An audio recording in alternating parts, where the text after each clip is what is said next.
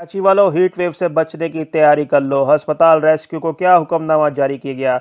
अक़वाम मुत्तहिदा ने क्यों खतरे की घंटी बजाई? देखिए रिपोर्ट नवाइद दरवेश पर। लेकिन ठहरे, अगर आपने अब तक हमारा चैनल सब्सक्राइब नहीं किया तो सबसे पहले इसको सब्सक्राइब करें।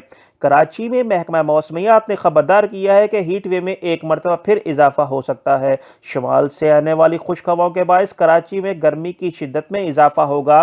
खलीज बंगाल में हवा का कम दबाव भारतीय साहिली इलाकों को अबूर करेगा और ये दबाव कराची के मौसम पर भी असरअंदाज होगा। लिहाजा शहरी घरों से बाहर निकलते वक्त अपने सरों को ढांप कर रखें और पानी का ज़्यादा से ज़्यादा इस्तेमाल करें।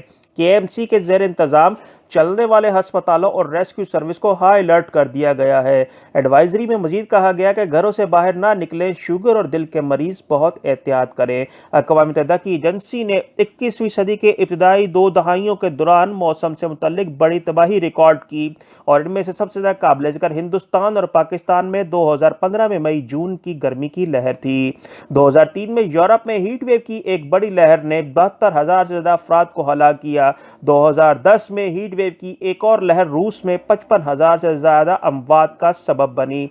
2019 में 2 हीट वेव के नतीजे में फ्रांस में 1,400 से ज़्यादा अमवात हुई। देखते रहिए नवाइद दरवेश।